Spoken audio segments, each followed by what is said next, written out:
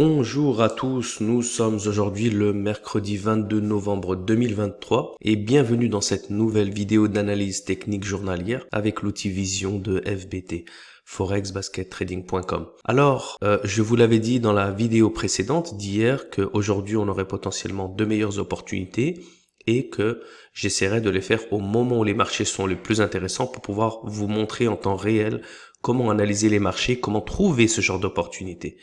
Eh bien, c'est le cas. Comme vous pouvez le voir, nous sommes ici midi 25, heure GMT, et nous avons différentes opportunités qui se dessinent grâce à l'indicateur ici Power.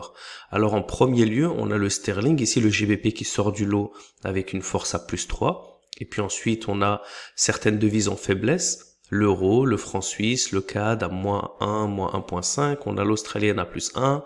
Et on a le dollar à moins 1. Ce qui est intéressant, c'est que le fait qu'il y ait aujourd'hui, à cet instant-là, simplement deux devises qui sont à 0 et 0,5, nous montre qu'il va y avoir de la tendance qui va se dessiner.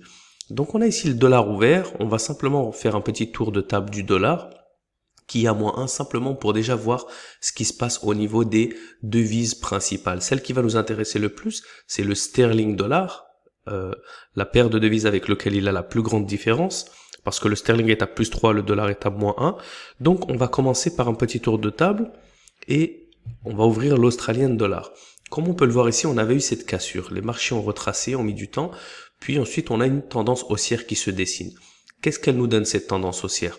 Elle nous donne deux supports et deux résistances qui sont un petit peu proches l'une des autres, puis ensuite les supports montent de manière régulière et les résistances montent de manière très régulière. Donc cette lock, elle n'est pas validée, mais cette lock-là, elle est parfaitement validée. Vous voyez, de nombreuses fois, la première dans la nouvelle tendance, la première, elle a du mal à se trouver. Mais je vous l'ai dit plusieurs fois, il faut essayer de voir la deuxième, troisième, jusqu'à la quatrième, et puis ensuite, si la tendance continue, on continue justement de suivre ces signes. Mais regardons la deuxième. Les marchés viennent absolument rebondir sur l'ouverture, donc elle est très très bonne à prendre. La nouvelle, ils viennent rebondir sur la fermeture et un petit peu s'approcher avec des mèches au milieu, donc elle est absolument magnifique. Et puis la dernière ici, elle a du mal, la GMT7 continue à être dans le sens de la tendance, donc on peut voir ça comme un retracement et pas un reversal. Et on voit que les marchés sont en train de continuer un petit peu dans la tendance, même après ce retracement ici, donc il va falloir monitorer ça de près. On regarde ensuite l'euro-dollar. Voilà, l'euro-dollar, il suit un petit peu les mêmes mouvements ici. On a des supports qui sont un peu proches ici. Il a un peu du mal, maintenant il retrace. Le sterling, qui était le plus intéressant, comme vous pouvez le voir, il a également des supports qui montent bien, des résistances qui montent bien. On a cette lock qui est absolument magnifique. Regardez, ça vient rebondir sur la fermeture. Donc là, c'était une bonne position d'achat. On a cette lock ici, les marchés viennent rebondir un petit peu plus bas que l'ouverture, mais finalement, elle continue bien d'être respectée. Et la dernière lock qui, avec une GMT7 qui vient de rebondir sur son ouverture, continue dans le sens de la tendance. Donc on continue d'être bon sur le sterling. Donc on va avancer rapidement pour pouvoir voir ce sterling ensemble. Le New Zealand dollar, il est un petit peu mix, on voit ça descend, ça remonte. D'une manière générale, on voit que toutes les paires sont bien corrélées en ce moment, hein, d'accord? L'Australian dollar, comme vous pouvez le voir, ça monte et ça retrace un peu. Il était pas mal. L'euro, après cette bullish momentum, monte et retrace un peu. D'accord? Le sterling monte et retrace un peu moins, ce qui est plus intéressant, grâce également à la force du sterling qu'on va voir ensemble. Le New Zealand, lui, par contre, continue de monter, mais là, il avait eu un gros retracement. On n'a pas vraiment tendance. On peut dire qu'il est un peu nul, malheureusement. Le dollar canadien, voilà, il profite un petit peu de la faiblesse du dollar. On voit quand même que les résistances sont assez régulières. Les supports sont assez réguliers également, continuent en baisse.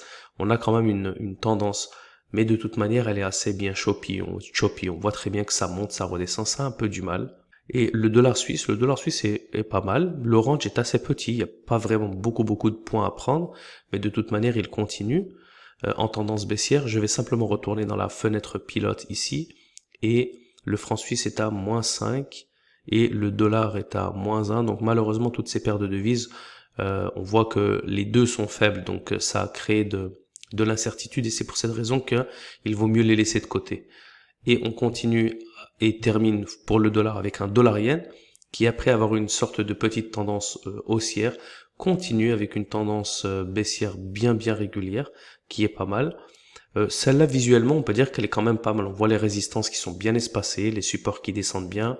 On a des bonnes cassures des supports précédents avec des bonnes chandelles ici qui pourraient être des locks.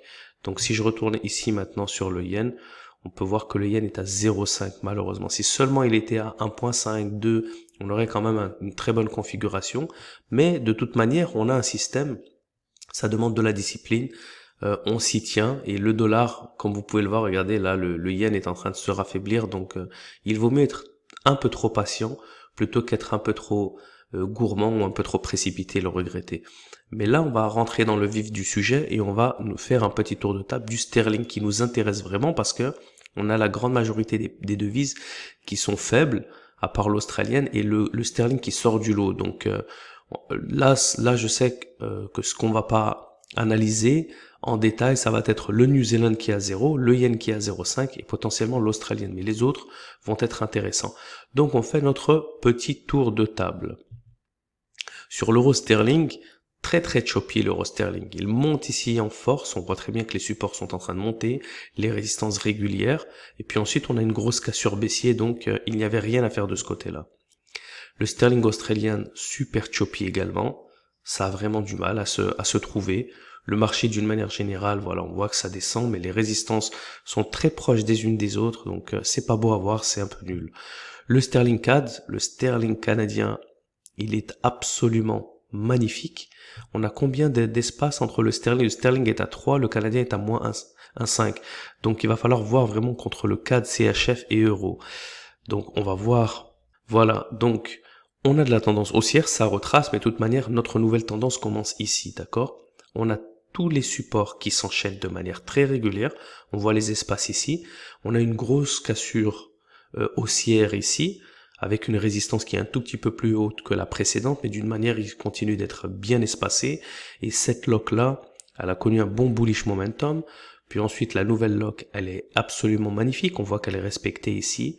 La nouvelle, ça vient une toute petite mèche qui vient toucher la ligne médiane ici, et la dernière absolument respectée avec une GMT7 qui vient rebondir dessus.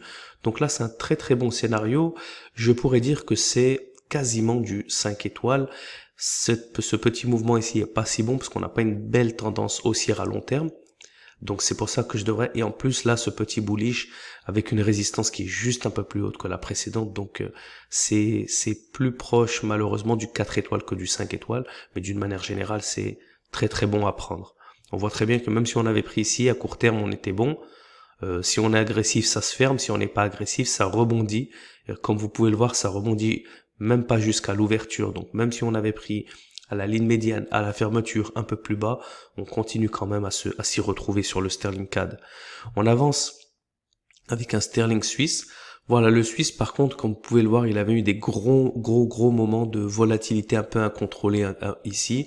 On voit ça monte et ça retrace avec un gros V inversé. Les supports descendent puis montent, les résistances ici se cherchent. On va un petit peu contre la tendance à court terme, donc malheureusement on n'est pas si bon, mais en scalping, ça le fait quand même parce que cette lock là avait été respectée. On va en profiter avant qu'il disparaisse. Le lock ici vient de rebondir dessus, donc il reste respecté. La GMT7 vient confirmer la tendance. Donc à court terme, il est bien, mais on est plutôt sur du 3 étoiles parce que la tendance à long terme, les supports et les résistances ne sont pas si bons. Donc on se rapproche plus du 3 étoiles. Le sterling yen, voilà, on avait encore une fois, les tendances ont vraiment du mal à rester, à continuer à moyen terme. On voit très bien que ça change dans tous les sens, donc on a une tendance baissière, on a des supports qui descendent bien, des résistances qui descendent bien, les marchés se retracent très fortement, et on aurait bien fait de ne pas prendre ce scénario, sauf bien sûr en scalping à court terme, de se prendre un petit breakout parce que le yen se cherche, le yen est-ce qu'il est toujours à 0,5? Le yen est toujours à 0,5 et donc il faut attendre de confirmer une faiblesse du yen ou une force pour savoir s'il faut rentrer ou rester de côté.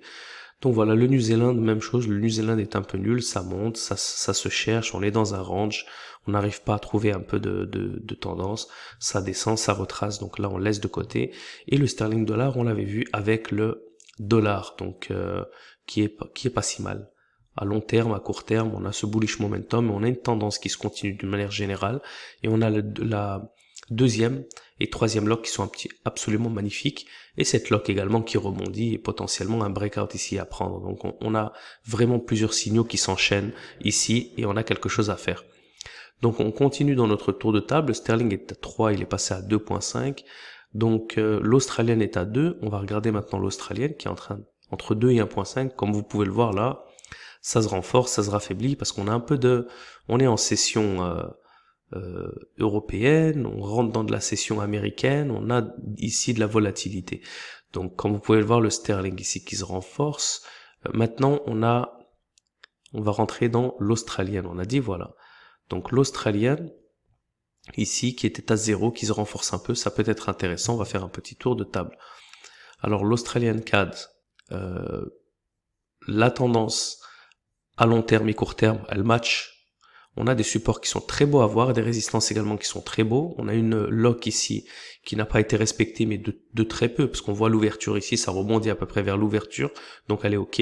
Celle-là également juste en dessous de l'ouverture, on est toujours bon. Celle-là est absolument magnifique.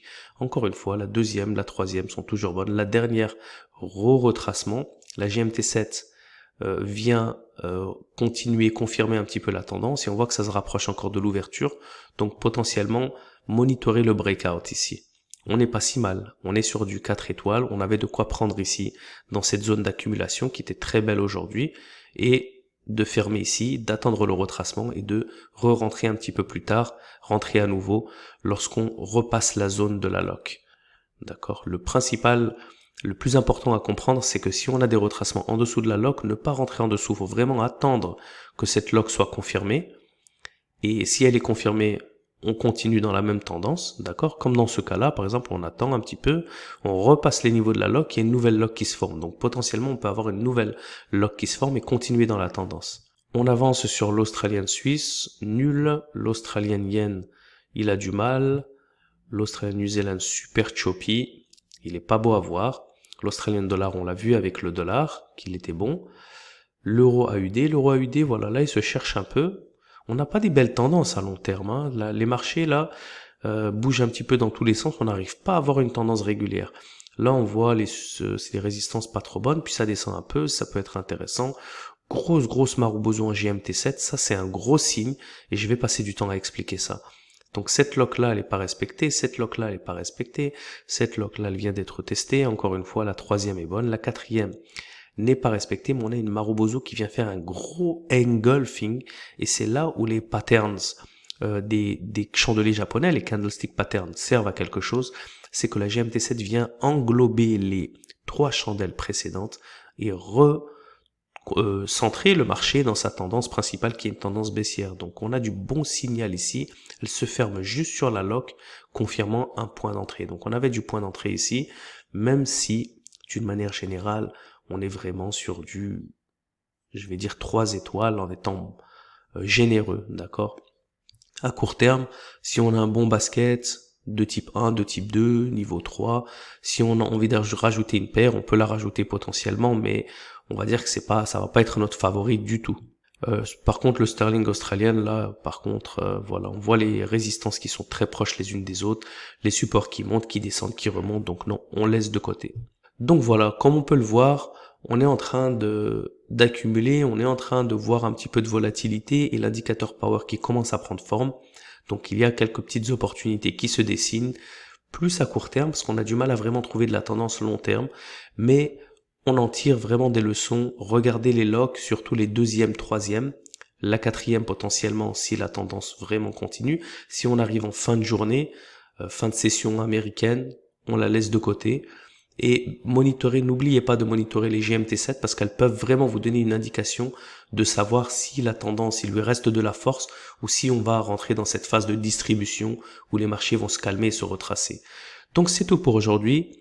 Je vous retrouve demain pour une nouvelle vidéo d'analyse technique journalière avec l'outil Vision de FBT, forexbaskettrading.com. D'ici là, bon trading et bon courage à tous. Ciao, ciao.